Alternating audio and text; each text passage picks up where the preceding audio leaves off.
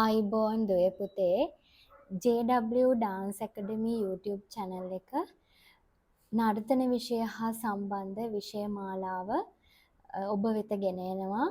ඉතින් දුවේ පුතේ අපි අද එකතු වෙලා ඉන්නේ 9 ශ්‍රේණියට අදාළව නර්තන විෂයෙහි විෂය මාලාවෙහි යෙදෙන පළවෙනි පාඩමේ අනු කොටසක් වන ගැමි නැටුම් හා සැමැදි සුවිශේෂී ලක්ෂණ පිළිබඳව සාකච්ඡා කිරීමට.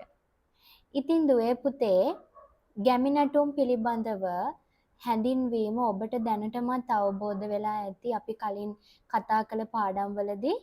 ඉතින් ඔබට මේ ශ්‍රේණියට අදාළව දුවේ පුතේ ගොයම් නැටුම සහ පන්නේලීම පිළිබඳව තමයි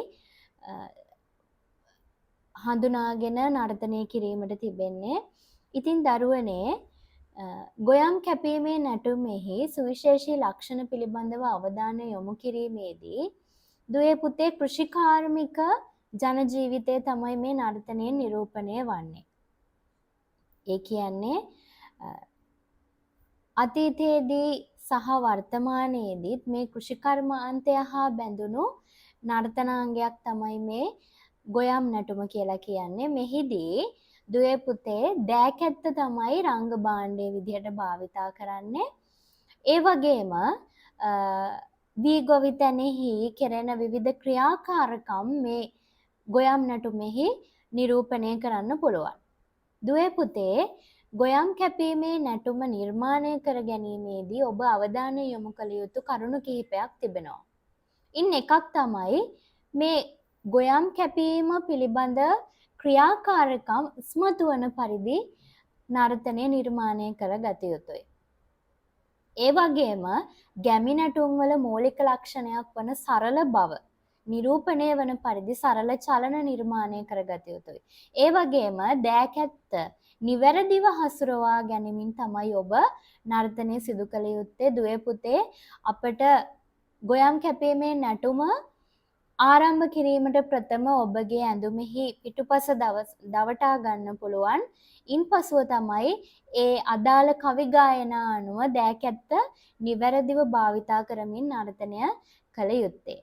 දුවේ පුතේ ගැමි නැටුමක අනිවාර්යෙන්ම කවි ගායනා යොදා ගන්නවා. එහිදී සරල නාදමාලා අනුව තමයි කවි ගායනා නිර්මාණය වෙලා තියෙන්නේ. ඉතින් දුවේ පුතේ මේ ගොයම් කැපීමේ නැටුම හා සම්බන්ධවත් කවි ගායනා තියෙනවා. ඒ කවි ගායනාවලට උචිත පරිදි තමයි ඔබ නැටුම නිර්මාණය කර ගැනීමේදී චලන නිර්මාණය කළ ගත යුත්තේ. ඒ වගේම අපගේ නිර්මාණයක් සාර්ථක කිරීමට හේතු වන ප්‍රධාන කරුණක් තමයි අවකාශ භාවිතය යොදා ගැනීම. ඒ අවකාශ භාවිතයේදී නිවැරදි හැඩතල හා රංග රටා යොදා ගනිමින් අපගේ නර්තනය නිර්මාණය කරගත හැකියි. ඒ වගේම මේ ගොයම් කැපීමේ නැටුම සාමූහික නර්තනාංගයක්.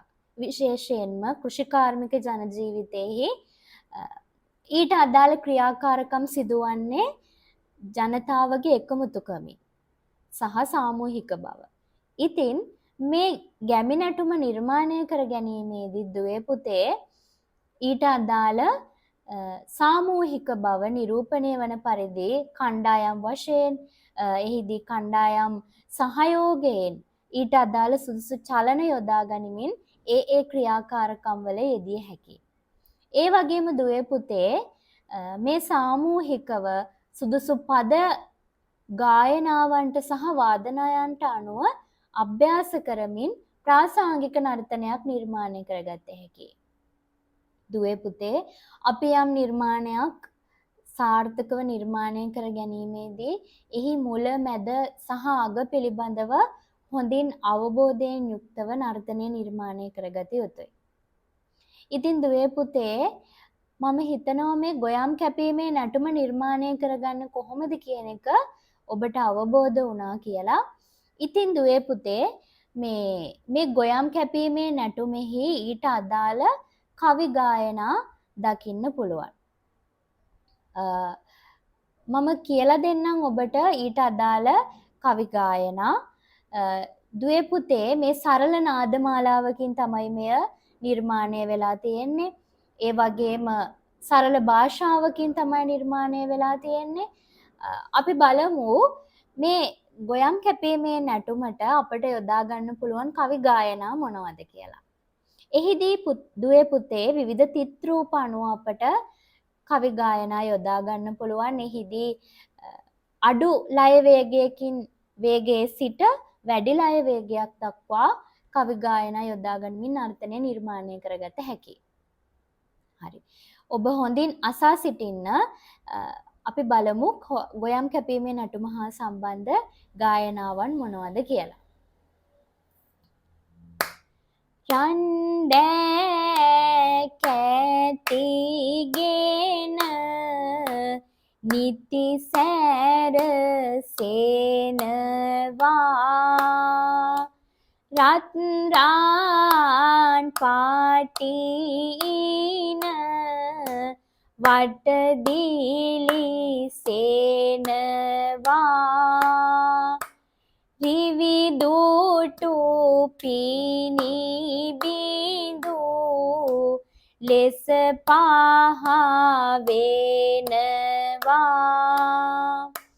දුම්බර කෙතේ අපි ගෝයම් කාපනවා. දුවේ පුතේ ඒ කවි ගායනාව මාත්‍රා දෙකේ තනිතිතට අදාළව තමයි ගායනා කෙරෙන්නේ. අපි බලමු මීළඟට තවත් තාල රූපයකට අදාළ කවි ගායනාවක්. උදේ සිටන් වකුටු කොන්ද දිගහැර පල්ලා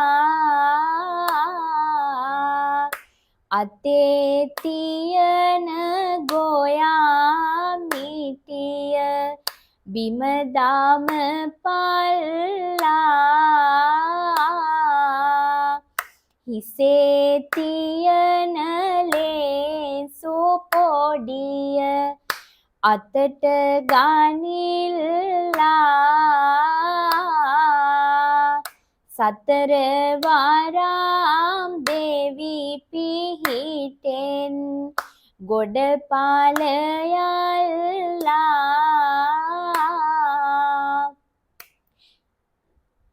ඉර දෙවියන්ගේ ඉරගල ගාවා සඳ දෙවියන්ගේ සඳගල ගාවා ගණ දෙවියන්ගේ කෝවිල ගාවා ආපිත් කියමු කවි ගොවිපල ගාවා. හරි දරුවනේ ඔය විදිහට තමයි අපි ගොයම් කැපීමේ නටුමට අදාළ කවි ගායනා යොදාගන්නේ.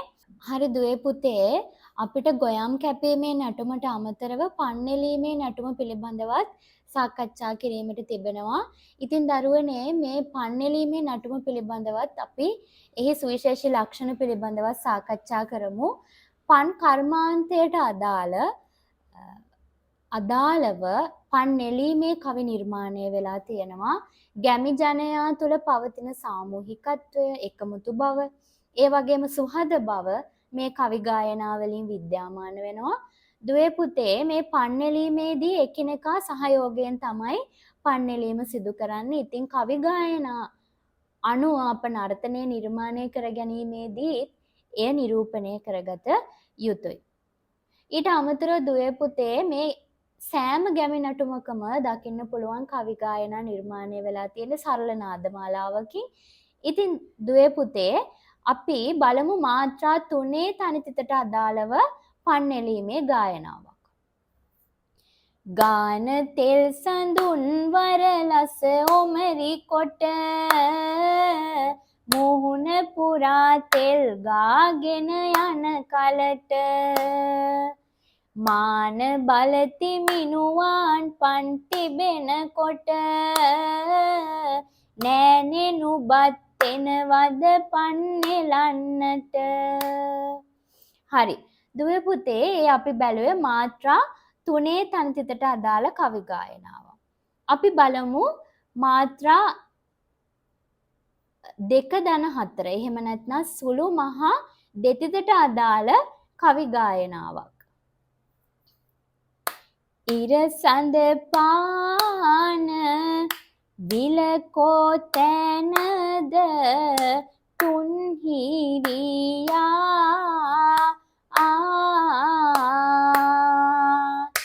ඉරසඳ පාන විලමේ තැනයි තුන්හිරියා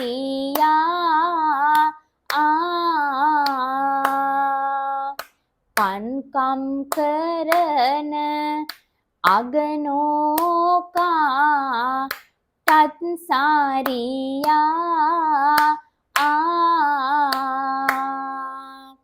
මට පැදුරකට පන්දේනවාද තුන්හිරියා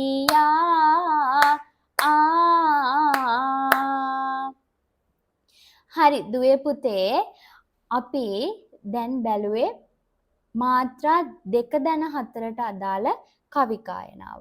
ඉතින් දරුවනේ නර්තනය හදාරන දරුවන් විදිහට ඔයාලට තියෙනවා මේ ගැමි නැටුම් ඉදිරිපත් කරන්න. ඉතින් අපි කතා කළේ ඔබගේ ශ්‍රේණියට අදාළව ගොයම් කැපීමේ නැටුම සහ පන්නెලීමේ නැටුම පිළිබඳව දුවේ පුතේ මේ ගැමි නැටුම් ඉදිරිපත් කිරීමේදී ඊට අදාළව යොදා ගන්නා රංග භාණ්ඩය වෙනස් වෙනවා.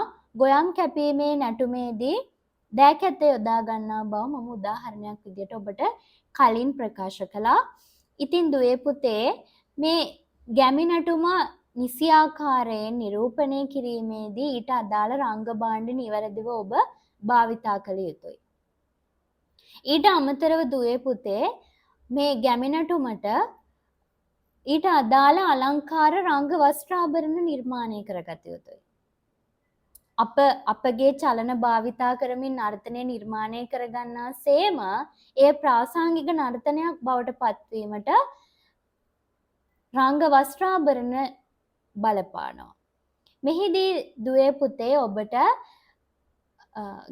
ගැහැණු ළමයි රෙද්ද සහ හැට්ටය අඳින්න පුළුවන්. එහිදී කොණ්ඩය ගෙඩියක් විදිහට තමයි යොදාගන්නේ. ඊට අමතරව ආභරණ ලෙස කොණ්ඩයට මලක්, ඒ වගේම ඇටමාලයක්, අතට වලලු යොදා ගන්න පුළුවන්. පිරිමි ළමුන් සඳහා සරම සහ කමිසය තමයි යොදාගන්නේ.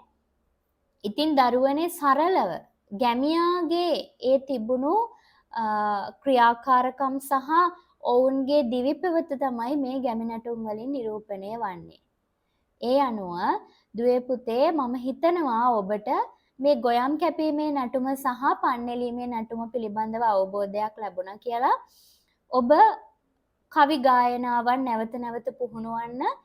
ඉන් පසුව කවි ගායනාවන් පුහුණු වීමෙන් අනතුරුව ඔබ නර්තනය නිර්මාණාත්මකව නිර්මාණය කරගත යුතුයි. ඉතින් දුවේ පුතේ අපි මීළඟ පාඩමින් හමු වෙමු. ඔබට ආයුබෝවන්.